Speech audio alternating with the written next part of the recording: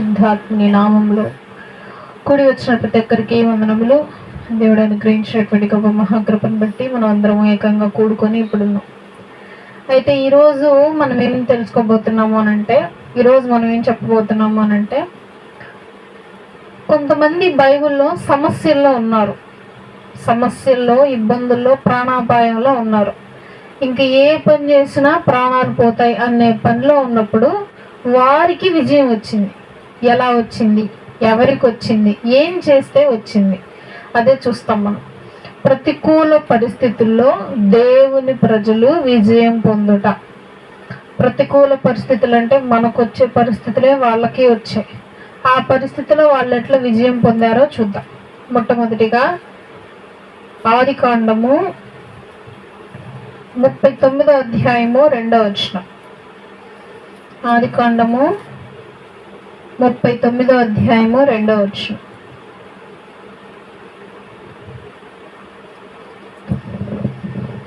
యెహోవా యోసేపునకు తోడైయుండెను గనుక అతడు వర్ధిల్లుచు తన యజమానుడగు ఐగుప్తీయుని ఇంట నుండెను. యోసేపు అని యాకోబు కుమారుడు. యాకోబుకి ఎంతమంది కుమారులు?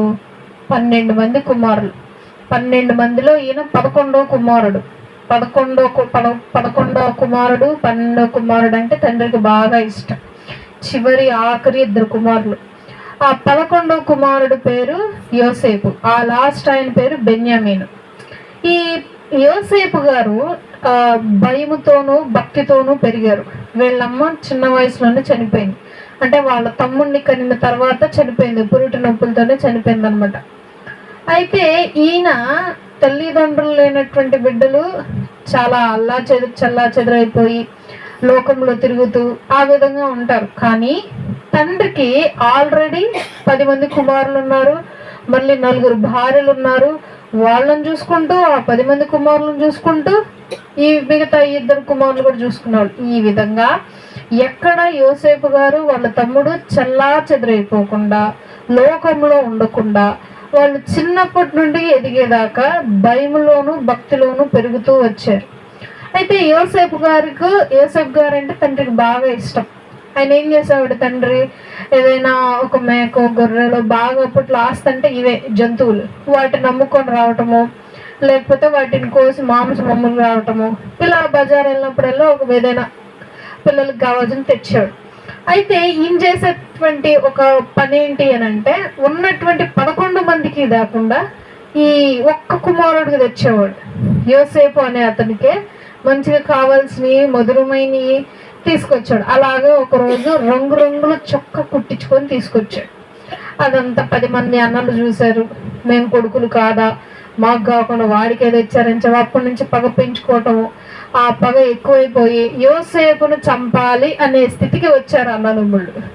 తర్వాత యోసేపు గారి అన్నలు ఇంకా రాలేదు, గొర్రెలు మేపడానికి వెళ్ళని చెప్పి వాళ్ళ దగ్గరికి వెళ్తే యోసేపును చూసి అన్నదమ్ముళ్ళు ఒక గొయ్యి తీసి గొయ్యిలోకి నెట్టేశారు, చంపేద్దామని చెప్పి. తర్వాత ఫస్ట్ అన్న ఎదురు తిరుగుతాడు, అరే మనతో పుట్టినవాడు, మనతో పెరిగినవాడు అట్లా చంపేస్తారా, వద్దు తీసేయను అనగానే అప్పుడే దారి వెంట మిద్యానీయులు వెళ్తూ ఉంటారు. ఒంటి మీద ఒకళ్ళు, కింద నడుచుకుంటా ఒకళ్ళు. వాళ్ళు ఏం చేస్తారంటే మనుషుల్ని కొనుక్కొని మార్కెట్లో అమ్ముతారు. దేనికి అమ్ముతారు వాళ్ళనంటే బానిసలుగా అమ్ముతారు. ఇళ్లలో పనులు చేసుకోవటానికి అమ్ముకుంటారు అనమాట.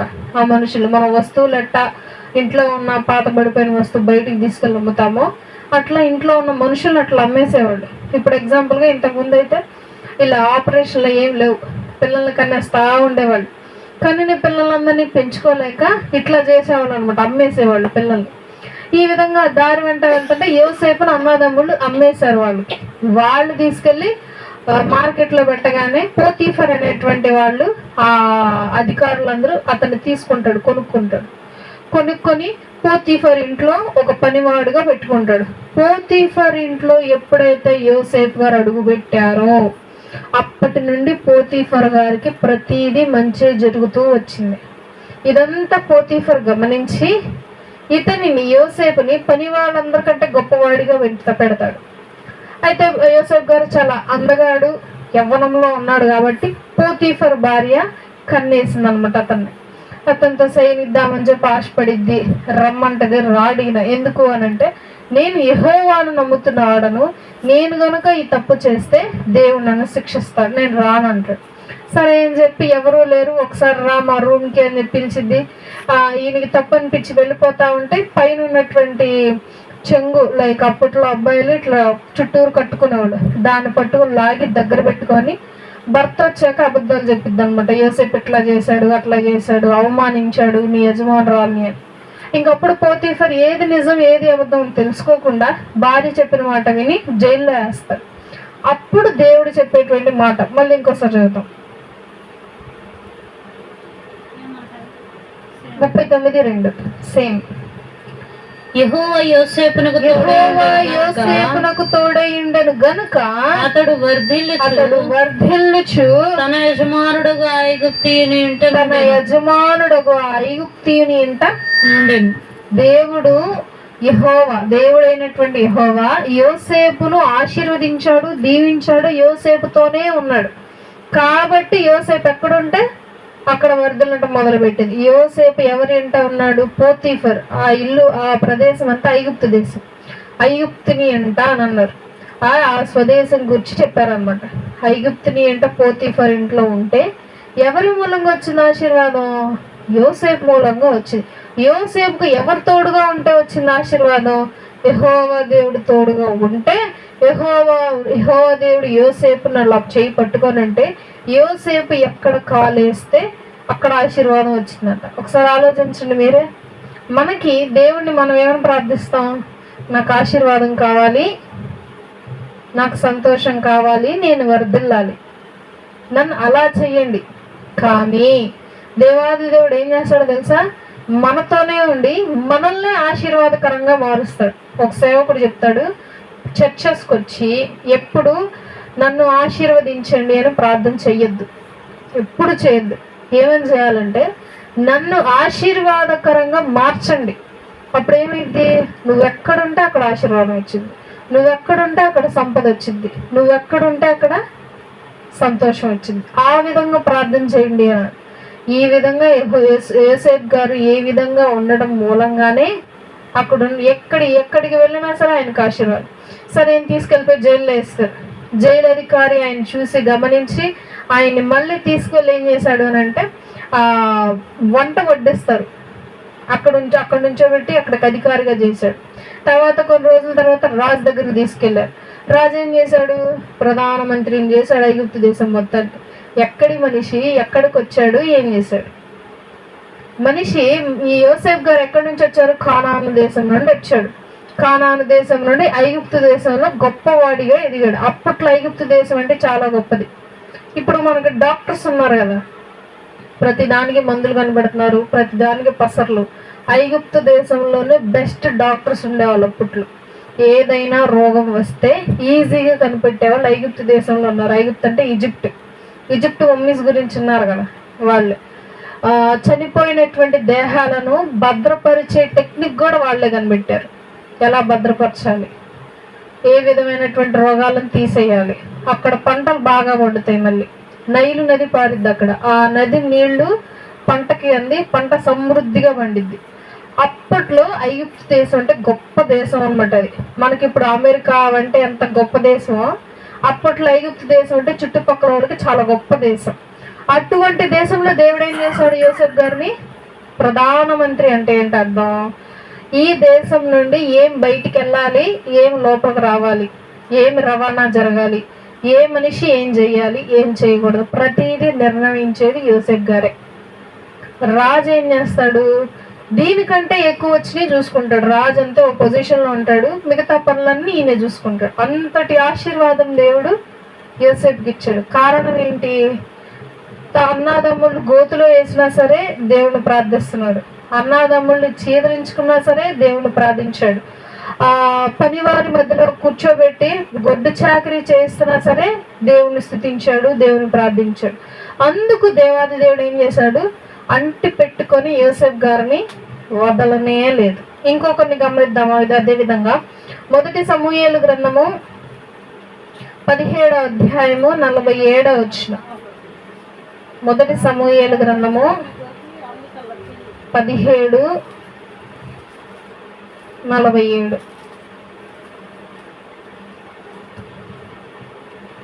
అప్పుడు యెహోవా కత్తి చేతను ఈట చేతను రక్షించువాడు కాడని ఈ దండు వారందరూ తెలుసుకొందురు. యుద్ధము యెహోవాదే, ఆయన మిమ్మును మా చేతికి అప్పగించునని చెప్పాను.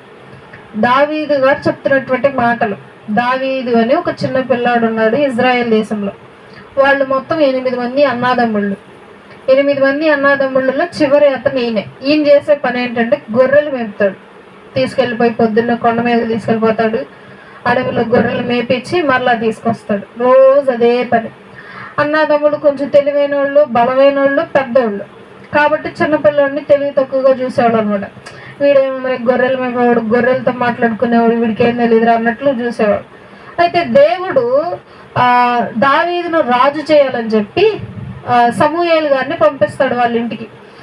యెషయా గారి దగ్గరికి వెళ్ళి, ఇదిగో నీ ఇంట ఉన్నటువంటి ప్రతి ఒక్క కుమారుడిని పిలు, దేవాది దేవుడు ఒక అద్భుతం చేయబోతున్నాడు అనేసరికి ఫస్ట్ కుమారుని పిలుస్తాడు. ఎత్తు, అందంగా, బలంగా ఉంటాడు. దేవుడు ఇతన్నే ఎన్నుకున్నట్టున్నాడు రాజుగా అనుకుంటాడు. దేవుడు పై రూపమును ఎప్పుడు చూడడు, హృదయాంతరంగమును చూస్తాడు కాబట్టి ఇతడు కాదు అని అంటాడు. అలా అందరు కుమారులు తీసుకొచ్చినా సరే ఎవరు కాదంటాడు దేవుడు. మరి ఎవరయ్యా అని చెప్పి, ఏమయ్యా నీకు ఎంతమంది కుమారులు అంటే, నాకు 8 మంది అయ్యా అంటే, మరి ఎంతమంది ఉన్నారు ఇక్కడ? 7 ఉన్నారు. మరి ఇంకొకటి ఏడి అని అంటే, గొర్రెలు మేపడానికి అడవికి వెళ్ళాడు. మరి కబురు పంపించి రమ్మను అని చెప్పగానే, సరే వాడు వచ్చేసరికి లేట్ అయింది కదయ్యా, ఒక యాటను వస్తామయ్యా, భోజనం తింటారా అంటే, లేదు, ఆ కుమారుడు రావాలి, అభిషేకం చేసి రాజుగా, అప్పుడు నీ అంట భోజనం చేస్తా అంటారు. వెంటనే వెళ్ళి దావీదుని పిలుచుకొని వస్తారు. అందరూ ఆశ్చర్యపడతా ఉంటారు. ఏంది చిన్నపిల్లాడు, గొర్రెలు వేపుకునేవాడు రాజ్యాన్ని ఏలగలడా? గొర్రెలతో మాట్లాడేవాడు మనుషులతో మాట్లాడడం సాధ్యమేనా అని చెప్పి అందరూ చూస్తూ ఉండేవారు. అట్లా తండ్రితో సహా కూర్చోబెట్టి ఒలీవల నూనెతో రాజుగా అభిషేకిస్తారు. తర్వాత నీకు సరైన వయసు వచ్చాక నిన్ను రాజసింహాసనంలో కూర్చోబెడతారని చెప్పి వెళ్ళిపోతారు. ఆ తర్వాత ఫిలిస్తీయులు ఎదురు తిరుగుతారనమాట ఇజ్రాయేలీలకి. వారితో యుద్ధం చేయటానికి ఒక మనుషుడిని తీసుకొస్తారు, గొలియాతు అతని పేరు. అతను ఎట్లా ఉంటాడంటే 12 అడుగులు 15 అడుగులు ఉండేవాళ్ళు ఇంతకుముందు మనుషులు. మనం ఇప్పుడు 6 అడుగులు ఉంటేనే వింతగా చూస్తాం మనిషిని, నిన్న అంత ఎత్తున్నాడు అని చెప్పి. కానీ అప్పట్లో 20 అడుగుల దాకా కూడా ఉన్నారు మనుషులు. అయితే అంతెత్తు మనిషి వచ్చి, ఇదిగో నీ ఇజ్రాయేల్ దేశం మొత్తాన్ని చీమలు నలిపినట్టు నలిపేస్తా అని చెప్పి పొగరుగాను గర్వంగాను మాట్లాడుతూ ఉంటే, అప్పుడు దావీదు ముందుకు వచ్చి మాటలు చెప్తాడు. ఏమని చెప్తున్నాడు మళ్ళీ జీవులో 47. అప్పుడు యెహోవా కత్తి చేతను ఈట చేతను రక్షించువాడు కాడని ఈ దండు వారందరూ తెలుసుకుందరు. ఒక నిమిషం, ఇప్పుడు ఎగ్జాంపుల్ గా యుద్ధం వస్తుంది, మనల్ని మనం కాపాడుకోవడానికి ఏం చేస్తాం? ఇంట్లో ఉన్న వస్తువులు తీసుకుంటాం. ఇంకా అదే పాత కాలంలో అయితే కత్తులు ఉండేవి, చక్కగా నూరుకొని ఇంట్లో పెట్టుకునేవాడు. కత్తులు నూరుకొని, ఈటెలు నూరుకొని, డాళ్ళు నూరుకొని పెట్టుకునేవాళ్ళు. ఎందుకు? యుద్ధం చేయటానికి. ఎందుకు? అవే మనల్ని కాపాడతాయి. ఇంకో మనిషి మన దగ్గరకు రాకుండా ఉండటానికి మన దగ్గర ఉన్న కత్తి, డాలు, ఈటలే కాపాడతాయి. కానీ ఇక్కడ దావీదు ఏమంటున్నాడు? కత్తులు, ఈటలు కాపాడవంట. తర్వాత యుద్ధము యెహోవాదే, ఆయన మిమ్మును మా చేతికి అప్పగించునని చెప్పాను. కత్తులు, ఈటెలు, గుదియలు, వీటిని బట్టి యెహోవా మమ్మల్ని రక్షించడు. దేంతో రక్షిస్తాడో చూపిస్తాను, యెహోవాదే యుద్ధం అని చెప్పి వెళ్ళిపోతాం. ఆ తర్వాత రోజు వాళ్ళు అటు నుంచి ఉంటారు, వీళ్ళు ఇటు నుంచి ఉంటారు, యుద్ధం కోసం రెడీగా ఉంటారు. అప్పుడు దావీదు ఏం చేస్తాడంటే, ఆ రాజ్యం అంతా కలిసి పెద్ద ఈటెలు, మొత్తం కవచాలన్నీ వేస్తారు. బుడ్డ పిల్లోడు 8 ఏళ్ళు ఎంత ఉంటే ఇంతే ఉంటాడు. ఆ బుడ్డ పిల్లోడికి మొత్తం కవచాలన్నీ వేస్తే తీసేస్తాడు అంతా. నాకు ఇవేం వద్దు, దేవుడు నాకు తోడుగా ఉంటాడని చెప్పి పారుతా ఉంటాయి నీళ్లు. ఆ నీళ్ళల్లో వెళ్ళి రాళ్ళు తీసుకుంటాడు, 7 రాళ్ళు. పారే నీళ్ళల్లో 5 రాళ్ళు, పారే నీళ్ళల్లో 5 నల్లటి నున్నగా ఉన్నటువంటి రాళ్ళు ఏరుకొని వడిసి తీసుకొని ఒకే రాయితో నుదురు మీద కొడతాడు.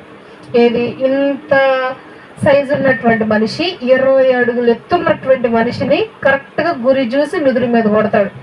నుదురు మీద తగలగానే ఆ మనిషి పడిపోతాడు. కత్తి తీసుకొని వచ్చి తల నరికేస్తాడు. అక్కడ నుంచి స్టార్ట్ అయింది అనమాట ఆయన చేతులకు రక్తం వంటటం.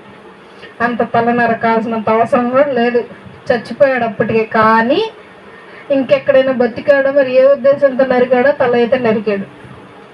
అక్కడ కొంచెం దేవుడికి నచ్చలేదన్నమాట దావీదు గారు. ఎందుకు? రక్తాన్ని కళ్ళ చూశాడు అని చెప్పి. అయితే దేవాది దేవుడు కత్తులతోనూ ఈటెలతోనూ గుదియలతోనూ అక్కడ కాపాడలేదు వాళ్ళే. దేంతో కాపాడాడు? చిన్న రాయి, ఒక చిన్న రాయి వడిసలు, ఒక వడిసలతో ఒక రాయితో కొడితేనే పడిపోయాడు. అందుకే ఈయన ఏమన్నాడు? యుద్ధము యెహోవాది, మీది కాదు నాది కాదు.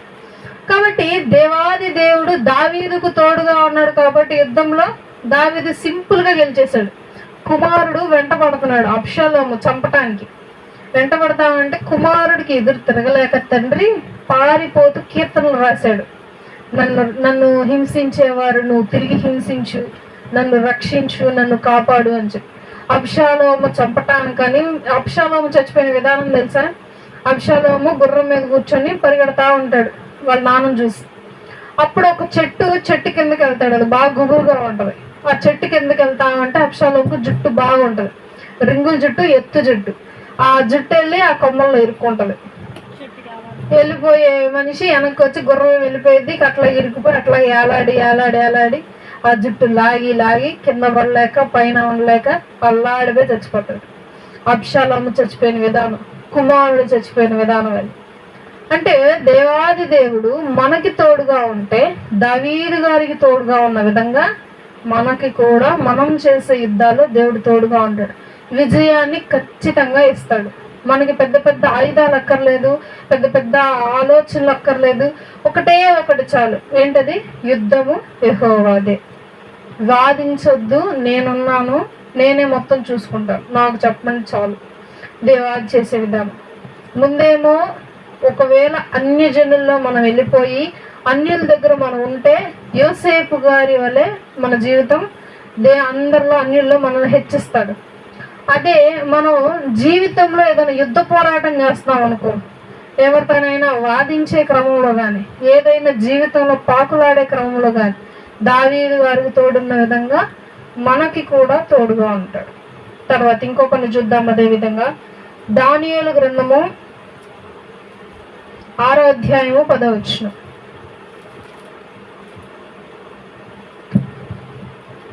ఇట్టి శాసనము సంతకము చేయబడినని దానియేలు తెలుసుకొనినను అతడు తన ఇంటికి వెళ్ళి యథాప్రకారముగా అనుదినము ముమ్మారు మోకాళ్ళుని తన ఇంటి పై గది కిటికీలు యెరూషలేము తట్టు తెరవబడి ఉండగా తన దేవునికి ప్రార్థన చేయుచు ఆయన స్తుతించుచు వచ్చెను. అప్పటిలో నెబుకద్నెజరు ఒక రూల్ పెట్టాడు. ఆ ప్రాంతం మొత్తానికి, బబులోను ప్రాంతం మొత్తానికి ఒక రూల్ ఏంటి అని అంటే 30 రోజులు అంటే నెల. ఈ 30 రోజులు మీరు ఏ దేవుడిని పూజించకూడదు, ఏ దేవుడికి ప్రార్థన చేయకూడదు, ఏ దేవుడి పేరు మీ నోటి నుంచి రాకూడదు. మీకేదైనా సమస్య వస్తే, మీకేదైనా కష్టం వస్తే, మీకేదైనా అనారోగ్యం వస్తే వచ్చేవరకు చెప్పాలి? రాజునైనటువంటి నాకు చెప్పాలి అని చెప్పి శాసనాన్ని విధించాడు. శాసనం అంటే ఏంటి అని అంటే మనకి ఇప్పట్లో దాన్ని ఏమంటారు అని అంటే, అదొక పేపర్ మీద మొత్తం స్టాంప్ వేసిస్తారు కదా, దాన్ని ఏంటంటారు, అదొక రూలు. అయితే అప్పట్లో రాజులు ఏం చేస్తారు అని అంటే, రాజుది మంత్రులు రాసి, రాజుకంటూ ఒక ముద్ర ఉంటుంది. ప్రతి రాజ్యానికి సపరేట్గా ఒక ముద్ర ఉంటుంది. ఆ ముద్ర ఆ పేపర్ మీద పడితే రాజు కూడా మార్చలేడు ఆ మాటలు. ఇలా ఎప్పుడు తెలుస్తుంది మనకంటే ఎస్తేరు గ్రంథంలో తెలుస్తుంది. ఏమని? ఆ రాజు ఇజ్రాయేలీని చంపేయండి, వాళ్ళు మనకు అడ్డుగా వస్తున్నారని చెప్పి పత్రాన్ని రాసి ముద్ర వేసి పంపించేస్తాడు. అప్పుడు ఎస్తేరు వీళ్ళందరూ వచ్చి జరిగింది నేనంతా చెప్పేసరికి, అమ్మా నేను ఆల్రెడీ ఏం చేశాను, ముద్ర వేసేసా, కాబట్టి ముద్ర ఒక్కసారి వేస్తే వేసినటువంటి వాడికి హక్కు లేదు, ఆ రాజ్యాన్ని పరిపాలిస్తున్న రాజుకు కూడా హక్కు లేదు మాట వెనక్కి తీసుకోవటం అని అప్పుడు అతన్ని ఉరేసి చంపేస్తారు. సో రాజు ముద్ర ఎప్పుడైతే పత్రం మీద పడిందో ఇక వెనక్కి తీసుకోవడానికి ఎవరికీ హక్కు లేదు. అయితే ఇటువంటి ముద్ర పడింది అని చెప్పి దండోరా వేస్తారు ఊరంతా, ఊరందరూ వింటారు, ఊరందరికీ తెలుస్తుంది. కానీ దేవాది దేవుణ్ణి ప్రార్థించకుండా ఉండలేక దానియేలు గారు మరలా ఏం చేశాడు, సాయంత్రం అవగానే యెరూషలేము వైపు, ఇటువైపు కుడివైపు అయితే కుడివైపు, ఎడం వైపు, ఉత్తరం వైపు, అటువైపు దిక్కులు కిటికీలు ఓపెన్ చేసి మోకరించి ప్రార్థన చేస్తున్నాడు అంట. ఏది? రాజు ప్రార్థించొద్దు అని అన్నా సరే ప్రార్థిస్తున్నాడు. దానియేలు గారు రాజు గారు మంచి ఫ్రెండ్స్. మళ్ళీ సరే అని చెప్పి ఇంటి చుట్టుపక్కల ఉన్న వాళ్ళందరూ చూశారు, రాజు చెప్పిన మాట వినలేదు, రాజు చెప్పింది ధిక్కరించాడని చెప్పి వెళ్ళి రాజుకు చెప్పగానే రాజు దానియేలుని పిలిచి, దానియేలు ఇది నిజమేనా అని చెప్పి అంటే, అవునయ్యా నేను చేశాను అంట. ఒకవేళ నేను చెప్పినట్టుగా చేయకుండా ప్రార్థన చేస్తే, దేవుణ్ణి పూజిస్తే, దేవుణ్ణి స్మరిస్తే తీసుకువెళ్ళి సింహాల బోన్లో వేస్తా, ఇది శిక్ష, మాట ధిక్కరిస్తే. అలాగే దానియేలు తీసుకెళ్ళి సింహాల బోన్లో వేసి రాత్రంతా సింహాలు ముట్టకుండా దూరంగా కూర్చొని ఉన్నాయి. పొద్దునే లేచి రాజు ఆ యొక్క గుహ తెరిచి చూడగానే తలుపు దానియేలు చక్క కూర్చొని ఉన్నాడు. ఈ అద్భుతాన్ని చూసి, నువ్వు పూజించే దేవుడే నిజమైన దేవుడు, నువ్వు స్మరించేటువంటి దేవుడే నిజమైన రక్షకుడిని అప్పటి నుండి అందరూ పూజించడం మొదలు పెడతా ఉంటారు యెహోవా దేవుని. సో దానియేలు గారు తన ప్రాణమును కూడా లెక్క చేయకుండా దేవాది దేవుడిని పూజిస్తూ ఉన్నాడు. కాబట్టి దేవాది దేవుడు ఏం చేశాడు, మరణాపాయంలో ఉన్నప్పుడు దేవాది దేవుడు మరణాన్ని తన దగ్గరకు కూడా రాకుండా చేశాడు. సింహాలంటే ప్రతిరోజు వెయ్యరు వాటికి ఫుడ్, తెలుసా మీకు? సింహాలు పులులు పెంచుకునేటప్పుడు ప్రతిరోజు వాటికి వేయరు, వేస్తే వారానికో 5 రోజులకో ఒకసారి అట్లా వేస్తారు. అలాగే ఆకలితో ఉన్నటువంటి సింహం ఒక మనిషిని చూడగానే ఎట్లా ఉంటది, కానీ ఆ సింహాలు మనిషిని ముట్టలేదు, దగ్గరికి రాలేదు. ప్రాణాపాయంలో దేవుడు కాపాడుతాడు. మన ప్రాణాపాయంలో మనకి ఎటువంటి రోగం వచ్చినా దేవుడు మనల్ని రక్షిస్తాడు. అది మనం ఏం చేస్తే, దేవాది దేవునికి ప్రార్థన చేస్తే. దానియేలు గారు రాజు ఇంత గొప్ప శాసనం ఇచ్చాడు, ఒకవేళ మీరితే చంపేస్తాడని తెలిసి కూడా ఏం చేశాడు ఆయన, అయినా సరే నా దేవుడు చూసుకుంటాడని చెప్పి ప్రార్థన చేయటం మాత్రం ఆపలేదు. మనం కూడా అదే విధంగా మన జీవితంలో ప్రార్థన చేయటం ఆపకుండా కంటిన్యూగా చేస్తూ ఉంటే మన ప్రాణాలను దేవుడు ఖచ్చితంగా రక్షిస్తాడు. ఇంకో వ్యక్తిని చూద్దాం. యోబు గ్రంథము 1వ అధ్యాయము 21వ వచనం.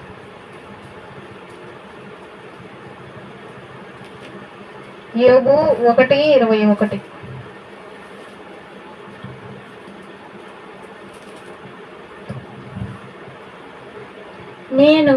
నేను నా తల్లి గర్భములో నుండి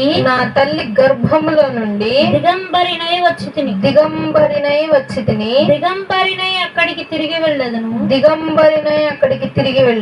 యెహోవా ఇచ్చెను, యెహోవా తీసుకొనెను. యెహోవా నామమునకు స్తుతి కలుగును గాక. యోబు గారి గురించి మీకు తెలిసిందే.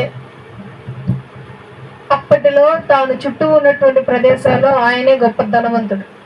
అట్టి గొప్ప ధనవంతుడికి చాలా మంది పిల్లలు ఉన్నారు. అటువంటి వారికి సాతాను చూసి దేవాది దేవుడు వీళ్ళ మొత్తానికి కంచేశాడు. ఈ కంచెను కానీ తీస్తే వీళ్ళు ఖచ్చితంగా దేవుణ్ణి తిట్టుకుంటారు, దేవుని గురించి చెడుగా మాట్లాడతారు, దేవుణ్ణి భక్తిపరులుగా ఉండకుండా అవిశ్వాసులుగా మారిపోతారు అని చెప్పి దేవుడికే సవాల్ వేస్తారు అనమాట సైతాను. సరే అని చెప్పి దేవుడు ఏం చేస్తాడు, సరే కంచెను మొత్తం తీసాను, నీ ఇష్టం వచ్చింది చెయ్యి, ప్రాణాన్ని మాత్రం ముట్టద్దు అంటాడు. సరే అని చెప్పి ఇంకేం చేస్తాడు, వెళ్ళిపోతాడు. మొత్తం నాశనం చేసి పడేస్తాడు అనమాట. మొత్తం సంపదని, గొడ్లు, మేకలు, ఒంటెలు, ఎడ్లు ఇవన్నీ నాశనం చేసేస్తాడు సాతాను. ఉన్నటువంటి పిల్లలను కూడా చంపేస్తాడు. ఇక మిగిలింది ఎవరు? భార్య భర్తలు తప్పితే ఇంకెవరు మిగలరు. ఇంత దుఃఖంలో కూడా యోగుకి మళ్ళీ ఏం రప్పిస్తాడంటే కుష్టివ్యాధి రప్పిస్తాడు. నడినెత్తి నుండి అరికాలు వరకు కుష్టివ్యాధి. రోజు బూడిలో కూర్చోవటం, ఆ బూడిద ఒంటికి రాసుకోవటం, ఆ సీమ్ పగిలితే ఆ బూడిద రాసుకోవటం, దాని మీద ఆ నయమైపోయిన పక్కనే మళ్ళీ ఇంకొకటి రావటం. అది ఇంకా ఆగదు అనమాట. పురుగులు పైకి వచ్చి ఇలా పాకుతా ఉంటాయి, పైకి చూస్తూ ఉంటాయి. ఆ పురుగులు ఆ గాయంలో నుండి పైకి వచ్చి వాసన లాడిపోతా ఉంటారు అనమాట, మంటకి దురదకి. ఈ బాధలో కూడా చిల్ల పెంకు తీసుకొని గోక్కుంటే ఏం చేస్తున్నాడు, భార్య వచ్చి ఇసుకిస్తుంది. ఏం బతుకయ్యా నీది, దేవుడిని పూజించావు, రోజుకు ఒక బలి ఇచ్చావు, నీ కొడుకులు ఏమైనా పాపం చేశారో, కూతుళ్ళు ఏమైనా పాపం చేశారో బలి ఇచ్చావు, ప్రార్థనలు చేసావు, ఇన్ని చేశావు, నీకెంత నష్టం వస్తే దేవుడు చూడట్లేదా?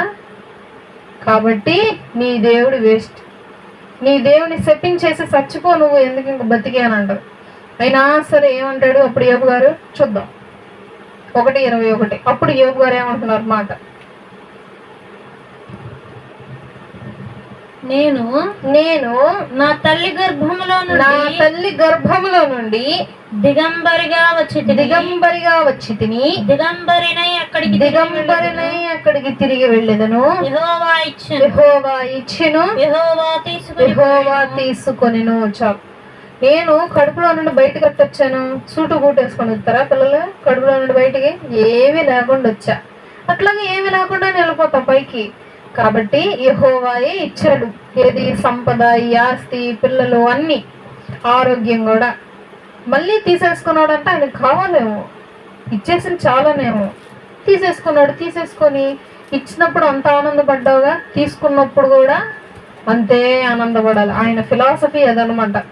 ఇచ్చినప్పుడు సంతోషించాము, గణపరిచాము, ఆయన గురించి పెద్దగా ప్రార్థనలు చేసి పెద్దగా ప్రార్థనలు పెట్టుకొని అందరి ముందు సాక్ష్యాలు చెప్పుకున్నాం కదా.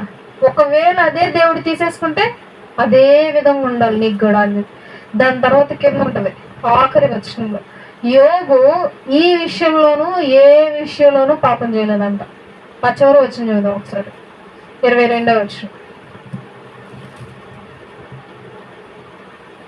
ఈ సంగతులలో ఏ విషయమందును యోబు ఏ పాపమును చేయలేదు, దేవుడు అన్యాయము చేసనని చెప్పలేదు. ఎక్కడ ఇంత గొప్ప నష్టము, ఇంత గొప్ప బాధ, ఇంత గొప్ప వేదన జరిగితే ఏమంటున్నాడు? నాకు అన్యాయమే చేయలేదు దేవుడు ఇచ్చాడు, దేవుడు తీసుకున్నాడు అని చెప్తున్నాడు అంట. కానీ ఎంత అన్యాయం జరిగింది యోబు గారికి. ఒక పాపం చేయలా, ఒక దోషం చేయలా, ఒక అబద్ధం వాళ్ళ, పుట్టి పుణ్యానికి తీసేసుకున్నాడు. సడన్ గా జరిగిపోయినాయి అన్నీ. ఒకవైపు నుంచి సుడిగాలు వచ్చింది, గొర్రెలు మేపుకునే వాళ్ళందరూ చచ్చిపోయారు. ఒకవైపు నుండి అగ్ని వచ్చింది పై నుండి. ఎందుకు వచ్చిందో ఎలా వచ్చిందో తెలియదు, కానీ ఇవన్నీ హఠాత్తుగా జరిగిపోయింది. ఒకసారి పిల్లలు ఒకేసారి చచ్చిపోతారు, వారి భర్తలు చచ్చిపోతారు, అందరూ ఊరికే నాశనం అయిపోతారు. నేనేం తప్పు చేయలేదు కదా, నేనేం పాపం చేయలేదు కదా, మరి నాకెందుకు ఈ శిక్ష అన్న మాట కూడా నోట్లోంచి రాలేదంట యోబు గారికి. ఎంత గొప్ప భక్తో కదా. అటువంటి భక్తి మనుషులకి ఇప్పటికీ ఉండటం అసాధ్యం. యోబు గారు మనకు చూపించేది అదే. దేవుడు మీకు ఇచ్చినప్పుడు సంతోషంగా ఉన్నారు, తీసుకునేటప్పుడు కూడా ఎలా ఉండాలి? సంతోషంగా ఉండాలి. ఇంకొక వ్యక్తిని చూద్దాం. అపోస్తుల కార్యములు 16వ అధ్యాయము 25వ వచనం. అపోస్తుల కార్యములు 16వ అధ్యాయము 25వ వచనం.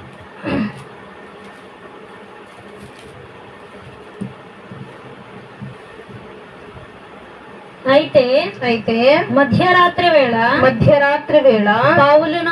పౌలును శీలయు దేవునికి ప్రార్థించుచు కీర్తనలు పాడుచుండిరి, ఖైదీలు వినుచుండిరి. చాలు. పౌలు శీలను ఎందుకు పట్టుకున్నారంటే ఒకసారి చెప్పా. ఒక మనిషి దయ్యం బట్టి రోడ్డు మీద తిరుగుతూ ఉంటాడు, పెద్ద గరుచుకుంటా, అబ్బో ఈ పౌలు గొప్ప వాక్యం చెప్తాడంట, దేవుని సేవకుడు అంట అని చెప్పి ఎగతాళి చేస్తూ ఉంటాడు. అప్పుడు పౌలు ఏం చేస్తాడంటే దురాత్మ వదిలి వెళ్ళిపో అంటాడు. వెంటనే ఆ మనిషిలో నుండి దురాత్మ వదిలి వెళ్ళిపోయింది. ఆ మనిషికి ఒక యజమాని ఉన్నాడు అనమాట. ఎందుకు యజమాని ఉన్నాడు అని అంటే ఆ మనిషిలో ఉన్న దయ్యాన్ని వాడుకుంటున్నాడు అనమాట యజమాని. ఇట్లా చిందరవందగా అల్లరి ఆటపాటలు చేస్తూ గారడి విద్యలాగా కూర్చొని చేపిస్తూ ఉంటాడు నడివీధిలో. అది చూడటానికి వచ్చిన మనుషులందరూ డబ్బులు ఇచ్చేవాళ్ళు అనమాట. పిచ్చి పట్టినలాగా గంతులు వేసుకుంటూ అందరినీ నవ్విస్తూ ఉంటాయి. ఇప్పుడు ఆత్మ వెళ్ళిపోయింది, చేస్తాడా మనిషి? అట్లా చేయడు. కాబట్టి పౌలు సీలను అధికారి దగ్గరికి తీసుకెళ్ళి, ఇతడు నా వ్యాపారానికి అడ్డొచ్చాడు, నాకు నాశనం తీసుకొచ్చాడు, నాకు చాలా నష్టం వచ్చిందని చెప్పి కంప్లైంట్ ఇస్తాడు. అప్పుడు వాళ్ళు ఏం చేస్తారు, తీసుకెళ్లి జైల్లో వేస్తారు. ఎట్లా వేస్తారు? చేతులకి కాళ్ళకి కలిపి సంకెళ్ళు వేస్తారు. చేతులకి కాళ్ళకి కలిపి మధ్యలో చెక్క పెట్టి సంకెళ్ళు వేస్తారు. పడుకోలేరు, సరిగ్గా కూర్చోలేరు. అది చాలా ఇబ్బందికరమైనది. సరే అని చెప్పి ఆ విధమైనటువంటి శిక్ష వేసి కూర్చోబెడతారు జైల్లో. అయితే వీళ్ళు ఏం చేస్తున్నారు, కూర్చొని జైల్లో దేవాది దేవుడు మాకు ఇచ్చిన గొప్ప వరంని బట్టి ఏం చేశారు వీళ్ళు, దురాత్మను వెళ్ళగొట్టారు. దురాత్మను వెళ్ళగొట్టడం అనేది ఎవరికైనా సాధ్యమేనా? దయ్యాలను వెళ్ళగొట్టడం, దయ్యాలను వెళ్ళగొడతామని చెప్పి అబద్ధాలు చెప్పి డబ్బులు గుంజే వాళ్ళు చాలా మంది ఉన్నారు. కానీ వీళ్ళు ఉచితంగా పొందారు కాబట్టి ఆ కృపను ఉచితంగానే ఇచ్చారు అందరికి. అయితే ఈ కృపనికి వాళ్ళు దయ్యాలు పోయారు కాబట్టి వాళ్ళు హ్యాపీగా థ్యాంక్స్ చెప్పాల్సింది పోయి వీళ్ళు ఏం చేసేవాళ్ళు, తిరిగి జైల్లో వేయటము, తిట్టడం, కొట్టడం చేసేవాళ్ళు. ఇంత గొప్ప వేదన, ఇంత గొప్ప అవమానం వచ్చింది కదా పౌలుకి. పౌలు అసలు ఎవరు? రోమియుడు. మొన్న ఆదివారం చెప్పా పౌలు చరిత్ర ఎలా రోమియుడు అయ్యాడు. పౌలేమో రోమియుడు. మరి ఎట్లా ఈ విధమైనటువంటి అవమానం వచ్చిందని చెప్పి బాధపడుతూ తిట్టుకుంటూ జైల్లో కూర్చోకుండా ఏం చేస్తున్నారు, పౌలు శీలు పాటలు పాడుతున్నారు. పౌలు శీలను బంధించి చెరసాలలో వేసిన, పౌలు శీలను బంధించి చెరసాలలో వేసిన, పాటలతో ప్రార్థించగా చెరసాలు బద్దలాయే, పాటలతో ప్రార్థింపగా చెరసాలు బ్రద్దలాయే. యెహోవా నీ నామము ఎంతో ఘనమైనది, ఎంతో బలమైనది. యెహోవా నీ నామము. పాటలు పాడతామంటే వాళ్ళు కూర్చొని పక్కనున్న ఖైదీలు వింటున్నారు. హఠాత్తుగా భూకంపం వచ్చి భూకంపం వస్తే ఏం జరిగిద్ది మీకు తెలిసి? భూకంపం వచ్చింది, ఏం జరిగిద్ది? భూమి కదిలిద్ది. భూమి కదలగానే ఏమైద్ది? భూమి మీద ఉన్న కట్టడాలన్నీ పగిలిపోయి విరిగిపోయి మనుషుల మీద పడతాయి. కానీ ఈ భూకంపం ఎట్లా వచ్చింది తెలుసా? ఈ భూకంపానికి జైలుకి తలుపులు ఉంటాయి కదా, తలుపు పడిపోయింది, చేతికి ఉన్నటువంటి సంఖ్యలు ఇరిగిపోయింది. ఇదే భూకంపం. ఇట్టొచ్చింది భూకంపం. చూద్దాం ఆ భూకంపం గురించి. దాని కింద వద్దాం. 26. అప్పుడు అకస్మాత్తుగా మహాభూకంపం కలిగిన చెరసాల పునాదులు అధరెను. వెంటనే తలుపులన్నీ తెరుచుకొనెను. అందరి బంధకములు ఊడెను. చాలు. ఏం భూకంపం అది? మామూలు భూకంపం కాదట, మహాభూకంపం. ఇప్పుడు మహాభూకంపం అంటే అర్థం ఏంటో తెలుసా? రీడింగ్స్ చూపిస్తారన్నాడు. భూకంపాలవి రీడింగ్స్ ఉంటాయి. 10 వచ్చింది అని అంటే 10 దాకా పాయింట్లు రీడింగ్. ఎక్కువగా ఎంత వస్తుంది అని అంటే 4, 2, 3 అలా వచ్చిందనుకో, జస్ట్ అలా కదిలి అలా ఊరుకుందని. ఒక్కొక్క చోట 6 వస్తాయి, ఒక్కొక్క చోట 7 వస్తాయి. పోయిన సంవత్సరము వరుసగా భూకంపాలే మొత్తానికి 9 చూపించింది రీడింగ్. 9 అంటే మహాభూకంపం. అది అంటే కింద ఉన్న ప్లేట్లెట్స్ అన్ని కదిలిపోయి ఉన్నటువంటి ప్రతి బిల్డింగ్ కూలిపోయి మనుషుల మీద పడి చల్లా చెదరైపోయింది ఆ ప్రాంతం. దాన్ని మళ్ళీ నిర్మించాలంటే సంవత్సరాలు పట్టింది. అట్లాంటి భూకంపాలు వచ్చాయి. 9 అనమాట ఇప్పటిదాకా. లాస్ట్ 10 అంటే ఇంకా చాలా దారుణం. ఇక అట్లాంటి సముద్రంలో వస్తాయి, అవే సునామీలుగా మారుతాయి. అయితే ఈ భూకంపం మహాభూకంపం అంట. ఎట్లా నుంచి ఎక్కడి నుంచి ఎదురయ్యి? ఆ చెరసాల పునాదులు, ఆ పునాదుల నుంచి అదలటం స్టార్ట్ అయిందంట. అప్పుడు ఏమవ్వాలి? ఆ మొత్తం కూలిపోవాలి కదా, కూల తలుపులన్నీ తాళాలు వదిలేసుకొని తెరుచుకున్నాయి. తలుపులు చేతికున్నటువంటి సంఖ్యలు విడిపోయి. ఇదేం భూకంపం! దేవాది దేవుడు చేసేటువంటి మేళ్ళు చూసారు ఎట్లా ఉన్నాయో. బంధకాల నుండి వాళ్ళని విడిపించాలి. ఎలా విడిపించాడు? భూకంపం ద్వారా విడిపించాడు. అయితే దేవాది దేవుడిని మనం శ్రమల్లో ఉన్నా కానీ ప్రార్థిస్తే ఆ శ్రమలను అట్లాగే తీసేస్తాడు దేవుడు. మనం కష్టాల్లో ఉన్నప్పుడు ప్రార్థన చేస్తే అదే విధంగా మన కష్టాల నుండి మనల్ని విడిపిస్తాడు. అయితే మనం ప్రార్థించడం మూలంగానేనా దేవుడు చేసేది ఇవన్నీ? మనం ప్రార్థించడం మూలంగానే చేస్తున్నాడా, లేకపోతే మనలో ఏమైనా స్పెషాలిటీ ఉందా, లేకపోతే దేవుడే కరుణామయుడా? చూద్దాం ఒకసారి అదే మాట, ఆఖరి మాట. రోమి రాసిన పత్రిక, రోమీలకు రాసిన పత్రిక 8వ అధ్యాయము 37వ వచనం. రోమీలకు రాసిన పత్రిక 8వ అధ్యాయము 37వ వచనం. అయినను మనలను ప్రేమించిన వాని ద్వారా మనము వీటన్నిటిలో అత్యధిక విజయము పొందుచున్నాము. మనలను ప్రేమించిన వాని ద్వారా. మనల్ని ఎవరు ప్రేమించారు? దేవాది దేవుడు మనల్ని ప్రేమించడం మూలంగా మనకి ఎన్ని విజయాలు దొరుకుతున్నాయి, కానీ మనం అడగటం మూలంగా కాదు. మనం గుర్తుపెట్టుకోవాల్సింది ఏంటి? మనిషి గుణం ఎట్లా ఉంటుంది మీరు చెప్పండి. ఎగ్జాంపుల్గా ఇజ్రాయేలీలు ఉన్నారు, కానాన్ దేశానికి వెళ్తున్నారు. అబ్బో ఆకలి వేస్తుంది, మేము అప్పుడు ఉంటే పెద్ద పెద్ద దుంపలు, దోసకాయలు, వంకాయలు వండుకొని తినేవాళ్ళం. ఏది బందీలుగా ఉన్నప్పుడు తినేవాళ్ళు అంట. మాకు ఇక్కడికి తీసుకొచ్చేట చేశారు అనగానే వెంటనే దేవుడు ఏం చేశాడు? మన్నాను కురిపించాడు. ఇది వాళ్ళు అడగటం, వాళ్ళకి ఆకలి వేసింది తీసుకొచ్చాడా? అప్పుడు మోషే అడిగాడు అనమాట, అయ్యా వీళ్ళకి ఆకలి వేస్తుందంట ఏంటి అంటే, అప్పుడు మన్నాను తీసుకొచ్చి దేవుడు వాళ్ళు అడగటం మూలంగా దేవుడు ఇచ్చాడా? మళ్ళీ కొంచెం దూరం వెళ్ళగానే దాహం అన్నారు. ఒక బండ కనిపిస్తుంది, ఆ బండను కొట్ట అంటాడు. బండను కొట్టగానే నీళ్ళు వస్తాయి. దేవుడు అడగగానే ఇస్తున్నాడా? లేదు. దేవుడు వాళ్ళను ప్రేమించాడు గనక ఇస్తున్నాడు. మరి ఎందుకు అడిగేదాకా ఉంటున్నాడు దేవుడు? చాలాసార్లు చెప్పాను నేను, దేవుడికి మన మీద ఆల్రెడీ ప్రేమ ఉంటే మనల్ని తీసుకెళ్ళి అందంలో కూర్చోబెట్టచ్చు కదా. మనకే కష్టం రాకుండా బాధ రాకుండా చూసుకోవచ్చు కదా. మనం అడిగేదాకా ఎందుకు వెయిట్ చేస్తున్నాడు దేవుడు అని అంటే, మనం అడిగితేనే మనకు విలువ ఉంటుంది. మనం అడిగితేనే దానికి బాధ్యత తెలుస్తుంది మనకి. మనం అడిగితేనే ఏం తెలిసింది? కష్టం విలువ తెలిసి అప్పుడు ఓకే ఈ సమస్య ఇట్లా తీర్చుకోవాలి, ఈ విధంగా నడవకూడదని తెలిసింది. ఏమీ లేకుండా సుఖంగా తీసుకెళ్ళి కూర్చోబెడితే అడగడం తెలియదు, ఏమీ తెలియకుండా అట్లాగే పెరుగుతాం అనమాట. తోట రూపంలో చెప్తాడు అనమాట దేవుడు. వచ్చి తోటమాలి, ఒక యజమాని వచ్చి తోటమాలి క్రియేట్ చేసి పెడతాడు. ఇదిగో ఇవన్నీ తోట, మంచిగా ఎరువయ్యి నీళ్ళయ్యి సూర్యరశ్మి వచ్చేటట్లు చెయ్యి, మొక్కలు మాత్రం బాగా రావాలి. కొన్ని ఏం చేసిన ఇష్టం వచ్చినట్లుగా, వాటికి ఇష్టం వచ్చినట్టుగా మొలిచాయి, పళ్ళు రాలేదు. పళ్ళు రాని చెట్లన్నీ తీసుకెళ్ళి దేవుడు అగ్నిలో వేశాడు. ఏంటి? చక్కగా ఉన్న చోటే కూర్చోబెట్టి మంచిగా వాటికి ఎరువేసి మొత్తం మంచిగా పెంచినందుకు అవి ఇష్టం వచ్చినట్లు మొలిచాయి.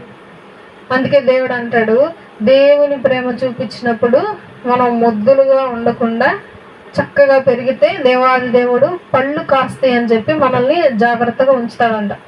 ఒకవేళ మనం ఎట్లా పడితే ఎట్లా ఉండి అడ్డదిడ్డంగా పెరిగితే చెట్టు కొమ్మలను నరికి అగ్నిలో పారేస్తాడు. అయితే మనం అడగటం మూలంగా దేవుడు ఇవ్వట్లేదు, కానీ ఆల్రెడీ దేవుడు మనల్ని ప్రేమిస్తున్నాడు కనుక దేవాది దేవుడు మనకు ప్రతిదీ సకాలంలో అనుగ్రహిస్తున్నాడు.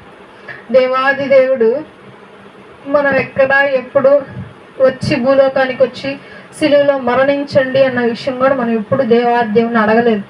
కానీ దేవాది దేవుడు మన కోసం సిలువలో మరణించి, ఒక గొర్రె పిల్ల బొచ్చు కత్తిరించు అని ఎదుట ఎలా మౌనంగా ఉంటుందో మన యుద్ధ కూడా దేవాది దేవుడు మౌనంగా ఉన్నాడు. నోరు తెరవకుండా సైలెంట్గా ఉన్నాడు. తన్నించుకున్నాడు, ఉమ్ము వేయించుకున్నాడు, కురడా దెబ్బలు తిన్నాడు, అవమానింపబడ్డాడు, ముళ్ళ కిరీటం పెట్టబడ్డాడు. ఇవన్నీ జరిగినా సరే మౌనంగా ఉన్నాడు. ఎందుకు అని అంటే ప్రేమింపబడిన మనము నరకానికి వెళ్లకుండా ఉండటానికి, మనకు ఏ కష్టము ఏ బాధ రాకుండా ఉండటానికి మనకి పడాల్సిన దెబ్బలు ఆయనకి పడ్డాయి. మనం పొందాల్సినటువంటి శ్రమలు ఆయన అనుభవించాడు. ఆయన పొందిన ప్రతి దెబ్బ మనకు ఉపయోగకరంగా మారింది. నాకు ఇది చాలా ఆశ్చర్యం అనిపించింది. ఫస్ట్ ఆయనకి తల మీద పెట్టబడినటువంటి ముళ్ళ కిరీటము మన ఆలోచనలకు పెట్టబడిన ముళ్ళ కిరీటం అంట. అప్పుడు మనకి ఆ పాపం నుండి విడుదల వచ్చేసిందంట. ఇక్కడ ఒక వాక్యం ఉంటుంది కీర్తనలో, ఆయన పొందిన దెబ్బల మూలంగా మనకు ఆశీర్వాదం. ఎలా అది? ఆయన దెబ్బలు అనుభవిస్తే మనకు గాయాలు నయమైపోయినాయి అంట. అది ఎలా సాధ్యం అనిపించింది. మళ్ళీ ఇంకోసారి చెప్తానండి. ఆయన పొందిన దెబ్బలకి మనకి గాయాలు మానాయి. అంటే ఇప్పుడు ఎగ్జాంపుల్గా మీరు ఉన్నారు, మా చెల్లి ఉంది, మా చెల్లికి గాయమైంది కాలుకి, ఆ పిల్లకి గాయమైంది, నాకు గాయమైంది. అయితే ఆ పిల్లకి గాయమైనందుకు నాకు నయం అయిపోయిందంట. ఇది ఎలా సాధ్యం? ఎదుటి వారికి గాయమైంది, వాళ్ళు మందు రాసుకుంటేనే నయమైంది, నేను మందు రాసుకుంటే నయమైంది, కానీ ఆ పిల్లకి గాయమైంది కాబట్టి నాకెట్లా నయమైంది అనేది ఒక సింపుల్గా ఇద్దాం. ఇప్పుడు ఎగ్జాంపుల్గా ఒక మనిషి హాస్పిటల్లో ఉన్నాడు. అతనికి కిడ్నీ అవసరం. ఏం అవసరం? కిడ్నీ అవసరం. మనిషికి ఎన్ని ఉంటాయి? 2 ఉంటాయి. అప్పుడు 2 ఉంటే కొంచెం యవ్వన కాలంలో అయితే వాళ్ళ తండ్రికి బాగాలేదు, కిడ్నీ కావాలని చెప్పి కూతురు కిడ్నీ ఇచ్చింది ఒక 2-3 years బ్యాక్. అట్లా కిడ్నీ అవసరం లేని వాళ్ళు, అంటే డబ్బులు అవసరం ఉన్న వాళ్ళు ఎక్కువ ఇట్లాగే చేస్తూ ఉంటారు. సరే అని చెప్పి ఇంకో మనిషిని తీసుకొస్తారు, నేను ఇస్తా కిడ్నీ అని. ఇప్పుడు ఆ మనిషి ఒంట్లో ఉండి కిడ్నీ ఎట్లా తెస్తారు? గాయం చెయ్యాలిగా, కొయ్యాలి. గాయపడ్డాడు. ఈయన గాయపడటం మూలంగా కిడ్నీ కావాల్సిన వ్యక్తికి ఏమవుతుంది? నయం అవుతుంది. అర్థమైందా? ఇప్పుడు ఈయనకేం అవసరం? కిడ్నీ అవసరం. ఇప్పుడు ఈయన గాయపడ్డాడు, ఈయనకి నయం అవ్వాలి. అంటే ఈయనకి నయం అవ్వాలి అనంటే ఇంకొకళ్ళు ఏమవ్వాలి? గాయపడాలి. ఇప్పుడు నాకు రక్తం కావాలి, నాకు రక్తం కావాలంటే ఇంకొకరికి రక్తం నాకు ఎక్కించాలి, ఇంకొకరి రక్తం నాకు ఎక్కించాలంటే ఇంకొకరికి ఏమవ్వాలి? ఫస్ట్ గాయం అవ్వాలి. గాయం అంటే హోలు పెట్టి రక్తాన్ని బయటికి తీస్తారు. ఇది పాలసీ, ఇది అన్నమాట వివరణ. ఆయన పొందిన దెబ్బలకు మనకి ఆశీర్వాదము, మన గాయములు మాన్పబడుట. ఎదుటివారు గాయపడితే మనకి గాయం నయమవుతుంది. ఇదే పాలసీ దేవుడు తీసుకొచ్చాడు. ఏమని? నా కుమారుడు గాయపడితే వీళ్ళందరూ స్వస్థతను అందుతారు, వీళ్ళందరూ కావాల్సిన ఆశీర్వాదం వస్తుంది అని చెప్పి తన కుమారుడిని దేవాదేవుడు భూలోకానికి రప్పించాడు. భూలోకానికి వచ్చి కుమారుడు తను మౌనిగా ఉండి తండ్రి చెప్పిన ప్రతి మాట విన్నాడు. విని తాను సిలువలో మరణించి పరలోకానికి వెళ్ళిపోవటం జరిగింది. అయితే ఆయన చెప్పినటువంటి మాట పరలోకానికి వెళ్ళి మనకు చెప్తుంది ఏంటి అని అంటే, మీకు జరిగించాల్సినవన్నీ నేను జరిగించేసా, ఇక మీరేం చేయాలి? మిమ్మల్ని మీరు గాయపరచుకోవద్దు, మీరు నా కోసం ఏమీ చేయక్కర్లేదు, జస్ట్ నన్ను అడగండి ఏం కావాలో. మీకు ఇది కావాలా? నన్ను అడగండి. మీకు ఇది చెయ్యాలా? నన్ను అడగండి. మీకు కష్టం వచ్చిందా? నన్ను అడగండి. ఇదే దేవుడు చెప్తున్నాడు బైబిల్ మొత్తంలో.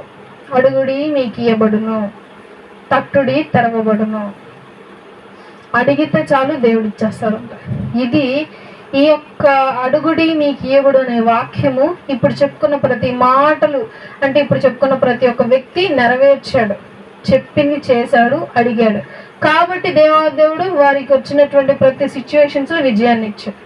సేమ్ మనం కూడా మనకున్న సమస్యల్లో బాధల్లో దేవాది దేవుని అడిగితే దేవుడు ఏం చేస్తాడు? ఖచ్చితంగా వీటిని తీర్చి మనకి వాటిలో విజయాన్ని ఇస్తాడు. అందరి తలలోంచి కళ్ళు మూసుకున్నట్లయితే ప్రార్థన చేసుకోండి. మానవ కొద్ది సమూహంలోతోనూ పొగడబడి తండ్రి నీకు వందనములు స్తుతులు స్తోత్రం ప్రభు. ఎంతో మంది ఉంటుండ ప్రశంసిపోతుండగా మీరు మమ్మల్ని అలాగ చేయకుండా మమ్మల్ని ఇప్పటికీ సజీవులకు ఉంచిన విధానం బట్టి మీకు స్తుతులు స్తోత్రాలు. నా తండ్రి ప్రభు, ఈ రాత్రి కాలంలో నాయన నిన్ను స్తుతించటకు నా తండ్రి నీవు కృప చూపించారు. వందనాలు. గత వారమంతా మీరు ఎక్కడ కాపుతలు భద్రపరిచారు. ఈ యొక్క వారపు చివరి దినమున నువ్వు తీసుకొచ్చాను, నీకు వందనాలు నాయన. నీకు స్తోత్రాలు ప్రభు. మేము విన్నటువంటి వాక్య భాగం బట్టి నాయన మీరు మమ్మల్ని ప్రేమించడం మూలంగానే నా తండ్రి ప్రభు మా యొక్క సిచ్యువేషన్లో ప్రతి ఒక్క దాంట్లో మేము విజయాన్ని పొందుతున్నామని నాకు తెలియజేస్తున్నారు. వందనాలు అయ్యా తండ్రి ప్రభు. నీ యొక్క భక్తులు నా తండ్రి చేసినటువంటి ప్రార్థనలు మీరు త్వరగా ఆలకించినైనా వారికి విజయాన్ని రప్పించారు నా తండ్రి. మీరు మమ్మల్ని ప్రేమించడం మూలంగానైనా అయ్యా నా తండ్రి, మీరు మమ్మల్ని ప్రేమించే విధంగా మేమేమీ చేయలేదు నాయన. మీరు మాకు చేసినటువంటి ప్రతి ఒక్క కృపను బట్టి, ప్రతి ఒక్క మేళను బట్టినైనా మేమేమీ చేయలేని వారం నాయన. అయినా సరే నా తండ్రి, మమ్మల్ని విడవకుండా నా తండ్రి ప్రభా, మరవకుండా మమ్మల్ని స్థుతిస్తూ నా తండ్రి ప్రభా, మాకు కావాల్సిన ప్రతి ఒక్క అవసరతలో మీరు తోడుగా ఉంటున్నారు నా తండ్రి. నీకేమైనా ఏమిచ్చి మీరు రుణం తీర్చుకోలేము నా తండ్రి ప్రభా. అయితే ప్రభు అందుకే నీ మాకు సెలవిస్తూ ఉన్నావు, ప్రార్థన చేయుడి అని నా తండ్రి. అయ్యా నీతో మాట్లాడే గుణమును అందరికీ అనుగ్రహించండి నా తండ్రి ప్రభు. నీ సంఘస్సులను జ్ఞాపకం చేసుకోండి నా తండ్రి. వారికి ప్రార్థించే విధానం మీరు నేర్పండి నాయన. అయ్యా నా తండ్రి మీతో మాట్లాడే కృపను తండ్రి ప్రభు వారికి మెండుగా అనుగ్రహించండి. అయ్యా మీతో ఏ విధంగా మాట్లాడాలో వాళ్ళ మనసులను తెరవండి, వారి ఆలోచనలు తెరవండి, వారి నోటిని తెరవండి నాయన. అయ్యా వారికి కావాల్సిన ప్రతి అవసరత నా తండ్రి ప్రభు నీ దగ్గర చెప్పుకునే కృపను వారికి అనుగ్రహించండి నాయన. నీకే స్తోత్రాలు ప్రభు. నీ యొక్క మాటలు నా తండ్రి ప్రభు హృదయాలు భద్రపరుచుకొని మా జీవితాలకు తన వెలుగుగా మార్చుకున్నటకు సహాయం చేయండి నా తండ్రి ప్రభు. రాత్రి కాలం మేమందరం నిద్రపోతుండగా మా యొక్క పడకల చుట్టూ రెక్కల హబ్బులు భద్రపరచండి. రేపు జరిగేటువంటి తండ్రి ప్రభు సండే స్కూల్ కార్యక్రమాల్లో తోడుగా ఉండండి. వాతావరణం స్వాధీనంలో ఉంచుకోండి. సండే స్కూల్కి వచ్చేటువంటి ప్రతి ఒక్క బిడ్డని మీ యొక్క చిత్తంలో జ్ఞాపకం ఉంచుకోండి నా తండ్రి ప్రభు. ఈ యొక్క సండే స్కూల్ కార్యక్రమాలు ఇంకా అభివృద్ధిపరచండి నాయన. మినిస్ట్రీని అభివృద్ధిపరచండి, ఆశీర్వదించండి నాయన. ఎన్నో ప్రాంతాలకు వెళ్ళి నీ యొక్క మూల్యమైన వాటలు అయ్యా నీ యొక్క మూల్యమైన నామమును తెలియజేయటకు మాకు కృప చూపించండి నాయన. నీకే స్తోత్రాలు ప్రభు, వందనాలు తండ్రి ప్రభు. మరలా రేపటి దినాన నా తండ్రి ఆదివారపు ఆరాధనలు మేమందరం ఏకంగా సమకూడి స్తుతించే భాగ్యమైన నాకును ఇప్పుడు ప్రతి ఒక్కరికి నీ అనుగ్రహించమని ఏస్తున్న పెట్టడి వేడుకొచ్చి ప్రార్థిస్తున్నాం తండ్రి. ఆమేన్. మన తండ్రి దేవుని ప్రేమియు కుమారుడైన యేసుక్రీస్తు ప్రభు వారి కృపయు పరిశుద్ధాత్మ అన్యోన్య సహవాసము మనందరికీ ఎల్లప్పుడూ తోడై నడిపించును గాక. ఆమేన్. అందరికీ వందనాలు.